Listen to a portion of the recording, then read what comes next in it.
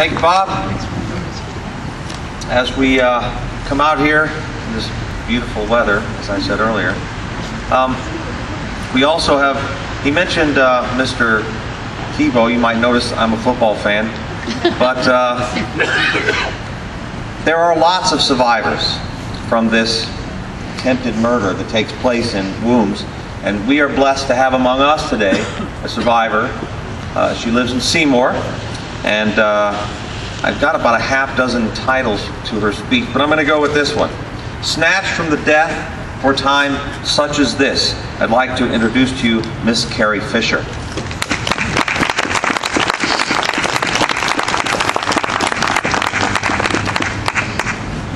Good afternoon. I'm honored to be here and stand for the sanctity of life and fight for the right for the unborn. Psalm 139 they were reading. Psalm 139 is my ministry verse, Psalm 139:14, which said, I will praise you, for I am fearfully and wonderfully made. In January 1973, Roe versus Wade became legal and abortion became legalized. But before Roe v. Wade became legalized, abortion was still around. I am the face of abortion, and I am the voice for the unborn. I will dedicate my life to fight for the unborn and to be their voice because they have no voice. 50-something million babies have been aborted in this nation. I was almost one of them. My mother, 42 years ago, was single and alone with already two of my other siblings when she started dating a guy and got pregnant with me. Lonely and not knowing what to do, when she told my birth father that she was pregnant, he wanted nothing to do with it and he walked out. He walked away. That left her feeling hopeless and alone and feeling that abortion would be her only choice. So she went to an abortion clinic, actually had the procedure done, but later would find out she was still pregnant with me. But I remember as a little girl, and I'm little, and having dreams of a baby in the womb, and in this dream the baby is fighting for her life. She's trying to get away, like she's trying to live, and I could hear the screams of this little baby girl. And little did I know that that baby was me, that I was dreaming about. And I was told later by a family member that I was a little girl too. I was told by a family member that my mother had tried to kill me, that she didn't want me. Okay, I'm having these dreams of this baby in the womb, and then you're telling me that my mother tried to kill me, that she didn't want me. You know, this devastated me, you know, but it would be years before I would confront my mother on this, and after, okay. Finally one day I sat her down. What's going on? I'm having these dreams, and then somebody's telling me that you tried to kill me.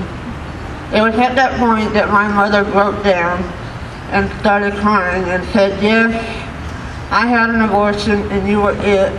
I tried to kill you. I didn't feel like that I had any other choice. But she said, I thank God above, and I thank God for his intervention, that abortion failed, and that you are here with me today. I was raised by the very woman that tried to abort me. And for that, she is forever eternally grateful, and I am too.